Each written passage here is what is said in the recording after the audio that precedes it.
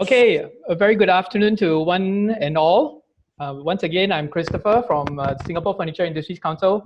Welcome again to this third of four webinar series on the AYFE Business Leadership in Crisis series. Today is actually the third of our series, and thank you once again for taking time to join us. I will just quickly share screen and show you what is the agenda for today.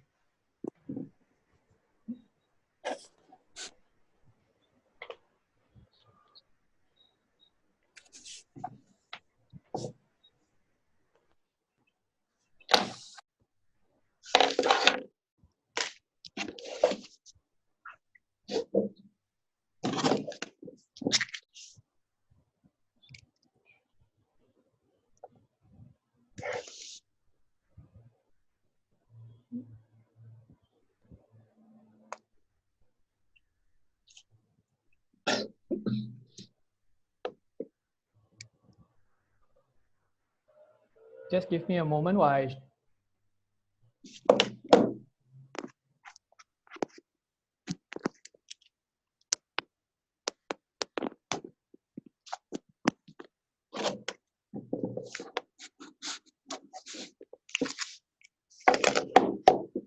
Chris, you can let Tue in the waiting room.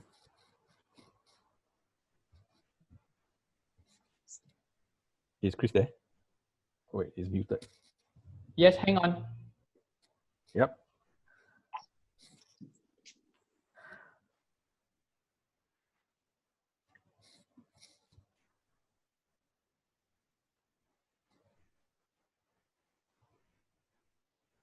Christine Malari. Christine Malari.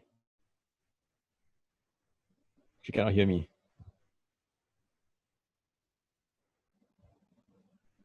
Hi, Christine. Mabuhay. We have Christine joining us from the Philippines. Hi, Hi everyone. All right. Roger, can you give me a thumbs up if you can see the screen? Yep, I can see the screen in a PowerPoint format. Right. Hey, Patrick. Are you in Melbourne? Okay, today's topic is on cash flow. Everyone faces this, but not many can mitigate it successfully. I will let our moderator, Mr. Jake Tan, to take over from here. Jake, please. Right. Thank you. Thanks, Chris. So as I was saying, I think at the end of 1st of June, all of us will have as long as hair as you. On the 1st of June, since Singapore, none of us can cut our hair. So welcome to our third webinar series. The topic for today is cash flow. At the end of the day, what kills businesses is not the lack of business, but the lack of cash. So today is a very important topic, and Roger has some very, very interesting points to bring up. I've seen his slides, very impressive. So Roger is speaking to us later. And yesterday, the Prime Minister of Thailand announced that the state of emergency in Bangkok is going to be extended to the 31st of May.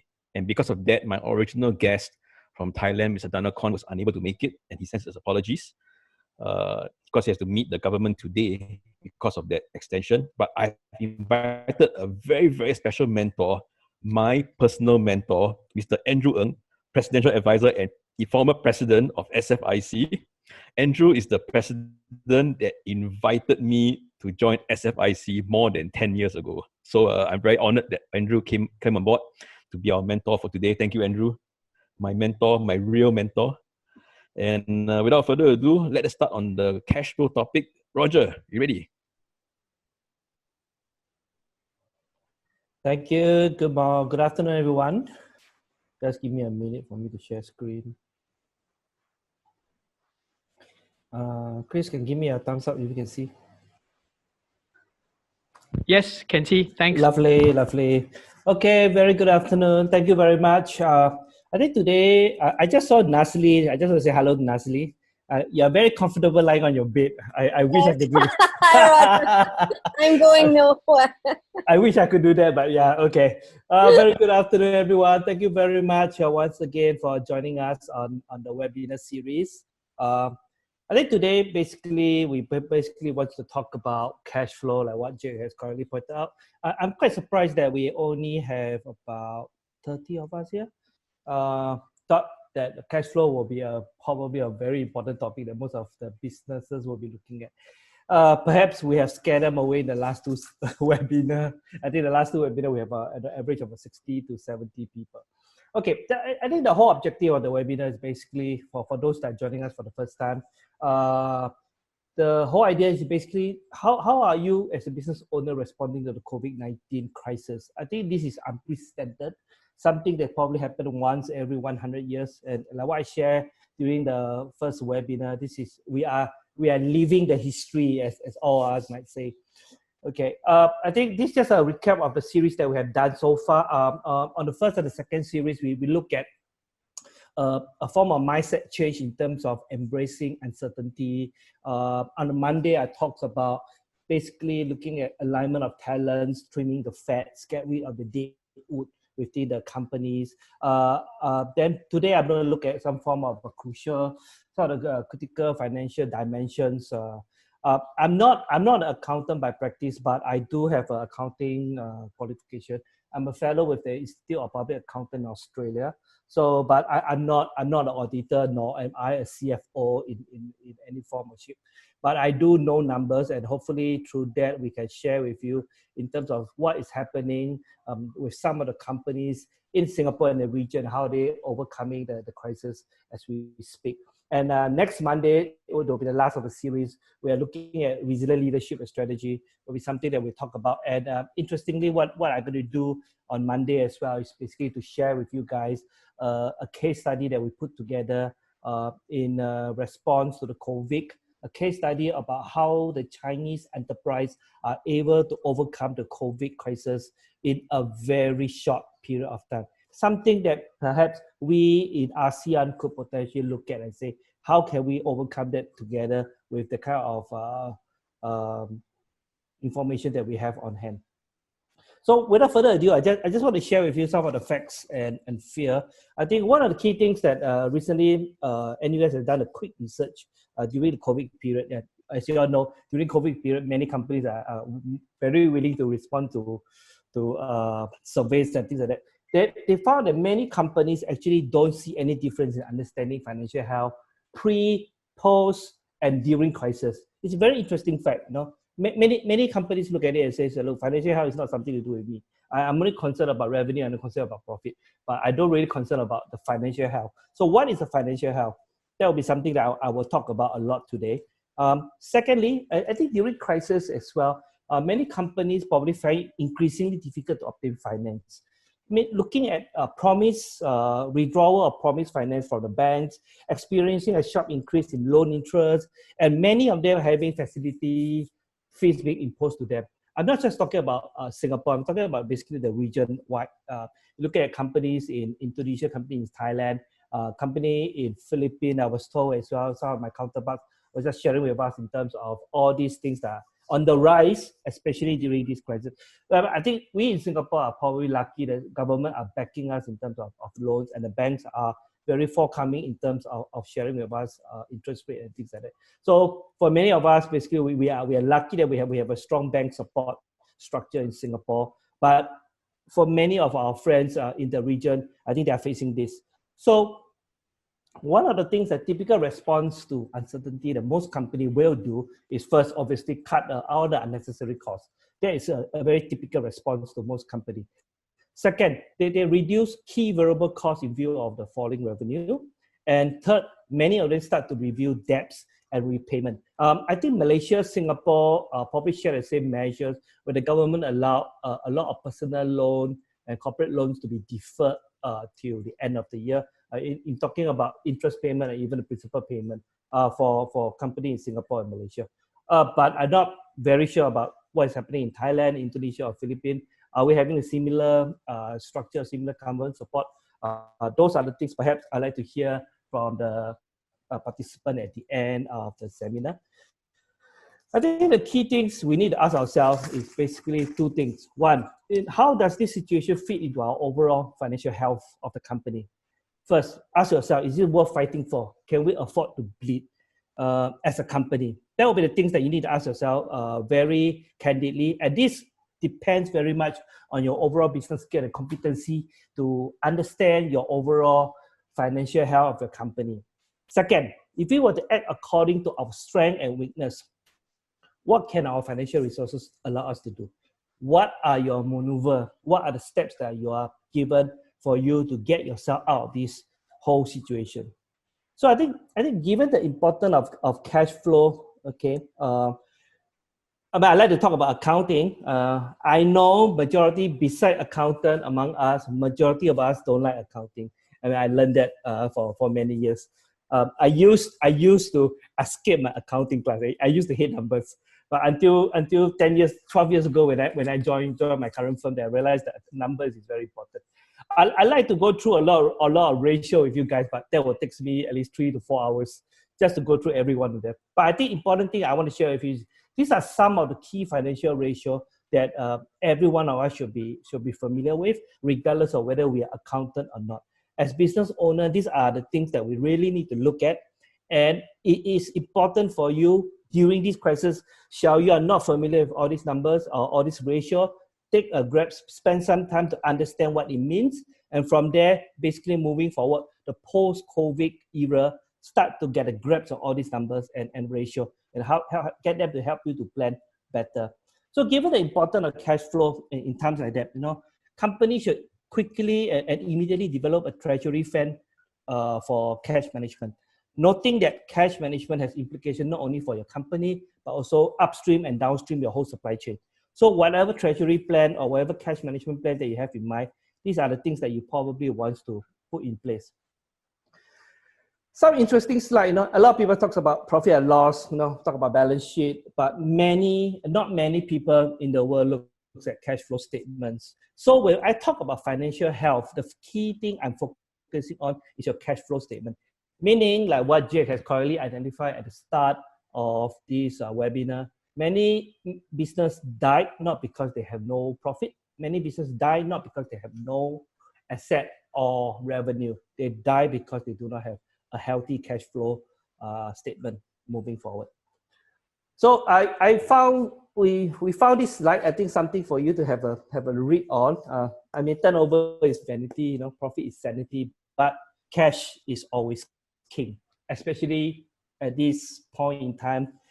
Having cash in hand is always much more important than any of the things that you can hold dearly at this point in time. So your receivable, you could tell me that I have a lot of receivable, a lot of people owing me debts, but are they going to be converted to cash very quickly in the next weeks or months? Those are the things that you need to understand. But cash in your bank are real things that you can use today. Okay, so I want to introduce the concept of a runway. Typically, if you look at more of the startup company, many of the startups that we work with, they always talk about runway. A runway is the equation of runway is basically runway equals to cash balance over burn rate. In this crisis, every business will need to start to operate like a new startup, okay? Because of the fact that we are seeing decreasing revenue. So, question to you is, how long is your runway? Depends very much how big is your plane. The bigger the plane, the longer the runway. The smaller the plane, the shorter the runway. So sometimes, rather than asking the question, how long I need my runway to be, you need to ask yourself, how big are you as a plane yourself? So what I want to look at is basically, how do we lengthen your runway? Because the longer your runway, obviously, you have a better chance of being taken off, especially at this crisis. So couple of things that you want to look at. Firstly, how long is your current runway? Okay, I mean, you need to appraise your current situation and the future scenario requirement. Remember, I talked about scenario planning in webinar 1, and you realize that I keep emphasizing that during webinar 2 as well. One of the things we really need to do, if you've been following me since webinar 1, is basically start looking at your future scenario. What are the possible scenarios that you have? Because that will allow you to plan in terms of how long you need your runway to be.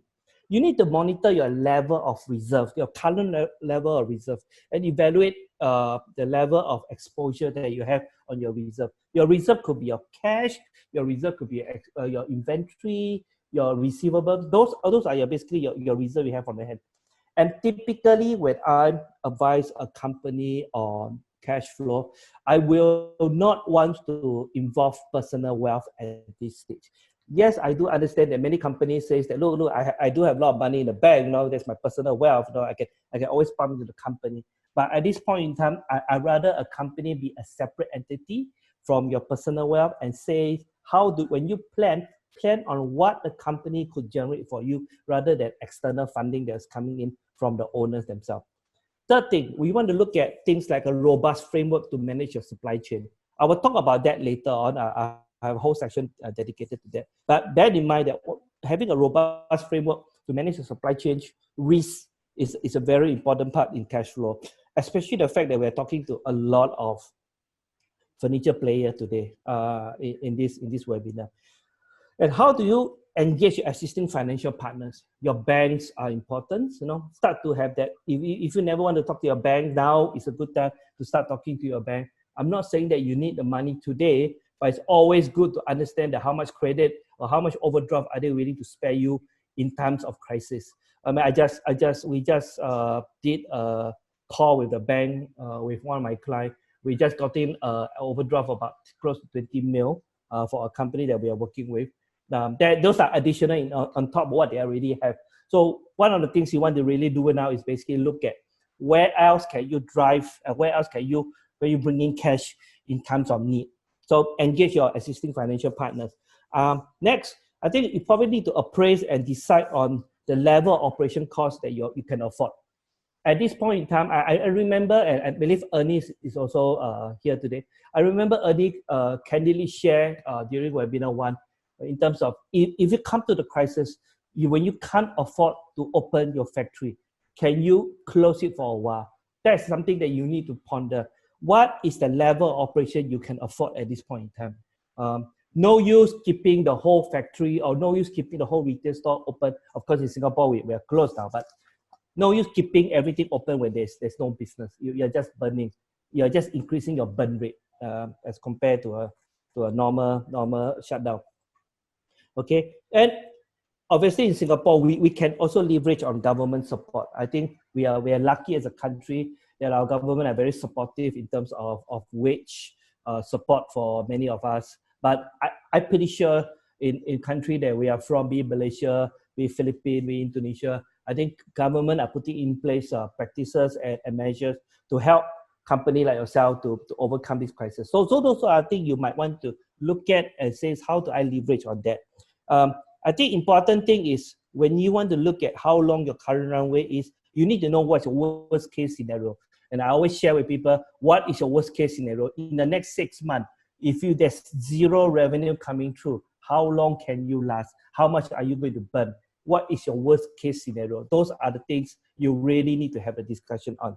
And importantly, at the end of the day, you need to plan, you need to do it, check, and act upon it. So no use sitting down here, talk about it, but you don't act upon it. I think important thing is to find something that you feel you're comfortable and start to act upon it. Second thing, we need to revisit our costs. It's a balancing act in terms of cash inflow and cash outflow. Again, Ernie has correctly pointed out during webinar, he sort of jumped the gun for me a bit earlier on in terms of that, but whole idea is zero cash outlay at this point in time. That is what everybody's trying to do now. Zero cash outlay, meaning whatever I can bring in, I just spend whatever I can afford. Zero cash is an ideal situation. Of course, for many of us, that is not that simple. So one of the things that I want to share with you about is how do we revisit our costs? How do we balance that? First, we talk about cash inflow. Okay, cash inflow, meaning money coming into the company. I think we need to have a rigorous review of debtors aging report. I don't know how many of us have a debtors aging report.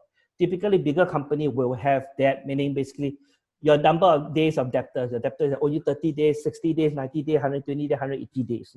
Those are the debtors report. Where do they sit? If you have a huge debtors report, debtors amount in the 120, 180 days, you know you're in a slight trouble, because for 120 days, 180 days, they're not paying you, likelihood that they might not pay you. So what are your state of your debt aging report? So you need to know. So based on your debt, how many days are they owing you? That's the first thing you need to look at. Very rigorous review. Second thing, I think you need to have a constant communication with customer to ensure collection and preserve the long-term relationship. A lot of people are telling me in this time, you can't have collection. No, it's not true. You still can have collection. A lot of companies will tell you, oh no, my boss is not coming in to sign the check. I cannot. No, there is something called GIRO. There are electronic payment. So there are many ways you can get your money. I mean, I just gotten an $85,000 check into our bank yesterday because we chased. I think the important thing is you need to constantly communicate with customer. I'm not chasing you because it's COVID. I'm chasing you because it's due. I think there's a difference between that. So you need to work on that and start working with the customer on that. I think customer is also fair. I mean, at the end of the day, most customer is fair. And again, quoting with Ernie, I mean, at the end of the day, you want to have the right supply chain, meaning downstream, upstream. You want to work with the right people. These are the times that will show you who are your true good customer, who are the customer that you probably can afford to lose when times are good. These are the good times to evaluate them. Third thing, managing cash inflow, secure new orders. I know it's not easy, but one need to take some calculated risk to improve sales in the pipeline and receivable. We can still do sales now. Hard, but it's not impossible.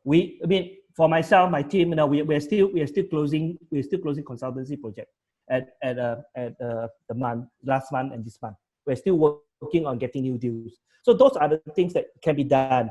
I understand that obviously a service provider, probably it's a bit hard at this point in time. But there are many ways to look at it. I think important thing is start to look at what other people are doing. I mean, I look at one particular service industry. I mean, just that probably for Joshua Leong, because I think he's been following me since webinar 1, as well as I want to say hi. But I think for service industry like yourself, one of the things you might want to look at now is perhaps to get somebody to start buying package online, basically for future usage. Just generate some form of sales and excitement in the pipeline. Get something moving. I mean, I've seen companies like foot massage company are doing that. They're sending me WhatsApp message. They're sending me email basically. So if I extend my current package, which I'm not fully utilized, then if you sign now, you basically get a lot more discount, get a lot more visit, things like that. I know what they're trying to do. They are basically trying to secure new orders at this point in time. Second one, we need to start to manage our cash outflow. Review payment terms, go through your creditor schedule regularly to be alert of what are the anticipated payment that you need to make them. Okay, maybe it's a good time to start reviewing your payment term. So instead of 7 days or 15 days or 14 days, you want to look at maybe during this period of time in terms of cash flow, are you able to negotiate with your supplier to look at some form of more favorable term? I know it's not easy, but it's something that you want to look at. Start to negotiate also with creditor for longer credit term, landlord, any form of rebates or rental deferment. Those are the things that are probably happening a lot in Singapore, in the region, especially the retail scene. I'm pretty sure that most of you are already getting some form of rebates or rental deferment due to the government incentives. Okay. Next thing is also perhaps at this point in time, you want to revisit your capital investment plan. Is it a good time to look at massive capital investment? We talk about that in webinar 1. We talk about a few small things that you could potentially do. So that's something that you want to manage, right? Is it in terms of, do you have the cash flow to do that? So the third thing is basically to create an agile and robust framework for supply chain. And I promise that we talk about supply chain a fair bit. I think one of the things is, firstly, you need to identify suppliers' ability to meet supply requirement at this point in time, because they themselves are also facing some form of supply chain disruption. Okay, and all these will affect your cash flow. Why? Because if there's increase in cost of goods sold, it also means that there is an increase in cash outlay for the company. So you want to look at in terms of the supplier's ability, in terms of the whole supply chain. Second thing, you want to update your inventory safety stock level to reflect supplies and demand volatility. Every company that basically working on stock, you do have a safety stock level. No, but the safety stock level, can it be reviewed at this point in time, especially during crisis where it's not a normal day? Can the level be down? Can the level be slightly down at this point? They're basically so that we can work on both supply and demand side. Third thing, I think you need to quickly identify and activate alternate sources of supplier. What if China is the complete lockdown, like what's happened in somewhere in February and January? When they are in complete lockdown, no stock can come up. What's happening? Perhaps I'd like to hear from Andrew later on how basically they go about going around this issue. But one of the things that you want to look at is basically if you have multiple sources of supply, that also allow you to basically in good time looking at a better cost efficiency. Fourth, you start to look at taking action on finished goods, especially companies that are doing perishable. I know obviously for us furniture industrial, basically some of our stock probably can stay for a while, but one of the things you want to look at is take some action on your finished good. What do you do with the existing finished good? I look at Adidas. I'm talking about Singapore case study. I look at Adidas. Recently they have a massive clearance. They know that some of their goods are slightly older, off season, and they probably can't push it out in their retail store because all their retail stores are closed. They have a massive warehouse online sales, basically just a massive 50 and another 10% on top of the 50% if you buy beyond a certain amount, just to clear the stock. So one of the things you want to look at is basically, are you taking some action on your existing finished stock, okay, to avoid wastages, and importantly, if it's off-season material, those are the things that you want to really take into consideration. And at the end of the day, it's also the balance and demand for buffer inventory, mitigate risk of supply shortage, and reduce finished goods inventory while managing cash flow. The whole idea here about supply chain is basically supply chain holds a huge amount of cash, and you know that. So you want to free up some cash, and in order to free up some cash, you need to start to work on a robust framework on your supply chain to ensure that not too much cash is being tied up in your warehouse. Next, what are the alternatives we can control, we can consider? Okay, one of the things we're going to look at is back to basic. Consider your revenue stream. If you've been focusing a lot on overseas market, and now with the restriction of the overseas market because everything is closed and there's no access to, do you want to refocus back to the domestic market? Even the fact the domestic market are closed to a certain extent, but there's something that you might want to look at. You want to refocus your effort in terms of where your revenue stream will come from. Convert fixed costs to variable costs where possible. What are the fixed costs? Your rental is your fixed cost. Your people is your fixed cost. Can we outsource to third party? Do we need to keep a logistic warehouse as our own that we had to pay for rental on the month? I'm not talking about assets that you own. I'm talking about assets that you don't own, that you're basically currently renting a lot. Can we use third-party logistic company to help us plan better? And then one of the things you realize that a lot of supermarket now, they're employing third-party logistic to do a lot of delivery because there's suddenly a spike in the delivery. Sheng Siong, Cold Storage, and NTUC in Singapore, and obviously I appreciate in your own country as well. There's suddenly a spike in terms of home shopping, and there's a need for a lot of delivery. These people are all using third party. These are freelancers. These are part timer. These are people that we normally don't pay a fixed cost on. So important thing is start to look at what are your fixed costs, because in times like that, that's where you want to consider, can I convert these people to a variable cost, which I can eventually cut them off shall the need arises. Third, what are your alternate financing options? Things like factoring of your receivables. I mean, obviously we're talking about desperate situation where you have some receivable, you need some cash, but you do not know where to generate cash. You can actually factor them. There are companies that take on factoring of a receiver. So for those that are not familiar with this option, is basically what it does is basically, if you have an invoice of $10,000 and somebody owes you that you are not able to collect and you have not collected in time, you can basically sell your so-called invoices to a factoring company. They might pay you not the full lump sum, so they might pay you 70%, 60%, 65%, depending on the agreement or something on company, or depending on the length and the age of the particular invoices. Then you can use the cash while they make money off when they collect off the invoice full from the client. So they make that different. But for us, it's basically we can take the cash immediately that we can use for our business. So do you want to consider factoring our receivable that you want to look at?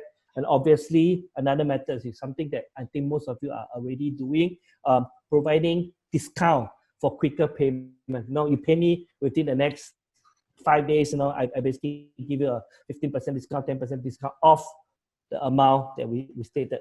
Those are quick ways of generating cash. Next, you need to start to understand your business interruption insurance policy. I don't know how many of us have this, but it's a very interesting concept. I work with a few financial planner in my day of work. Basically, they have something called business interruption insurance policy, which came about during the SARS period. For those that probably are not familiar with it, something that you might want to check with some of the insurance companies in your country or in your neighborhood. Have a check on that and say that is that something that you could possibly buy? But of course, please read through the fine prints, because obviously now with COVID, they probably realize that, okay, next time maybe they will not cover pandemic as such, But these are the things that you want to consider, because once you have a policy in place, insurance in place, you can basically catch out on certain amount of cash to help you to look at cash flow problem. And lastly, you might want to consider alternative or non-traditional revenue stream. A very good example. Suddenly, I realized that a lot of my clients who are basically doing everything else but that business are doing that business. They are producing masks. Everybody's selling masks now. So I'm getting a lot of WhatsApp chat from a lot of my clients. They're selling me people from I have people from furniture industry. I have people from massage spa. Where I have people that are basically doing fashion. They are all doing masks now. So you might want to consider alternative revenue stream at this point. And interestingly, for one of the clients that we have, basically they are doing fashion and they're doing very well with masks now, because of course their fashion retail store are all closed, but they're doing very well with masks. He was telling me that the mask was good enough for him to tie him over for the next few months as well. Interesting. That could be something that you want to consider. Of course, it's a bit too late now to do masks. Everybody's doing it, so you might want to look at something else to do. I think important thing is, after all this you have done, what are the things you need to do post-COVID? It's not just about during COVID that we look at this, during crisis that we do all these things, but I think it's important also for us to consider some of the things that we could potentially do once we have cleared the COVID crisis. One, look at our revenue stream. What are our flaws and what's our weakness of our current revenue model, our current business model? That is something that only you could answer yourself, but you really need to review your own current revenue stream, your flaws and your weakness, your blind spot. Second, start to review also your supplier portfolio, overseas, local, your alternatives. Same thing for your customer, your portfolio, overseas, local. Is there other stream that I can potentially look at? Next, importantly, is to take the opportunity also review your key cost component. What are the key cost component of your business? Many of us don't look at that, because to us, if business is good, everybody's busy, nobody looks at that. But what are your key costs? Is it your cost, which is your cost of goods sold? Is it your labor cost? Is it your rental? Or is it anything else that in your trade of life, in your business, that you have something that perhaps somebody don't have? So you need to start to review your key cost component and start to work on those key cost components and say that, what are the fixed variable? What are the variable? What are the fixed costs that I can plan and work with during a situation such as COVID? Lastly, review your blind spot. A lot of us start to look at major cost component, but we forget about a blind spot. There are many blind spots in financial leakages. We call it a financial leakages, cash leakages. What are your leakages that you don't know about? Just imagine that in a house, you have many taps. If just one tap, you forget to turn it tightly and start dripping, 1 hour, 2 hour, days, weeks, you are going to pay a lot of money, okay? These are things that you don't normally see. So for example, cash outflow that you normally don't realize, I can share with you, like in my case, cash that we normally don't bother too much, taxi fare. When my staff start to travel all over Singapore on taxi for visiting clients and everything, those are a lot of money. Claims that you don't see, intangible costs. That, for example, when you start to have extra customer service because of COVID, you need to spend more people to do extra customer service. Those are time costs. Those are man costs that you don't see. So they normally don't see because it doesn't reflect in your P&L. And also start to also review your employee benefit costs. We talk about that in webinar 2 about labor things, look at review. But one of the things I really want to urge every one of you to look at is, I'm not saying to cut, but obviously most of you probably see the news today. Sheng Siong supermarket, which is one of the major supermarkets in Singapore, has just posted a 49% increase in profit in Q1 because of the COVID. And because of that, they have given one more extra month of salary to all their staff. That is a benefit. Of course, we would love to be in that position to do that for most companies. But I'm trying to tell you, basically, we start to review what are the benefits that employees were giving to our employees, the benefit costs. Those are costs that we don't see. Good time, we must give. Bad time, can we take it back? So you need to have a more flexible component in your benefit, your com and ben plan. That's something that you really need to look at, your benefit plans, your employee benefit plan. Can you have a fixed plus a variable component? I think it's quite similar to our salary that we have in Singapore. There's always the fixed component, there's always that variable component. So you want to look at even your benefit, you want to look at fixed and variable components that will allow you to basically be more flexible during times like that. I think to maximize cash flow, you cannot focus on your own operation alone. I think the key part is basically you need to consider the whole entire ecosystem and all the stakeholders that you are working with. The same is also for the payables and receivables. We need to consider carefully upstream and downstream. I think borrowing from the lessons that we learned from SARS, borrowing from lessons we learned from Lehman Brothers and various recessions that we have come across, this will pass eventually. But I think important thing that we want to learn from this is basically how do we get out at the end of the storm stronger.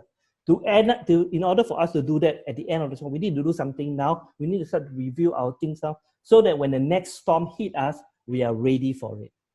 Okay, with that, thank you very much. Stay safe, stay healthy.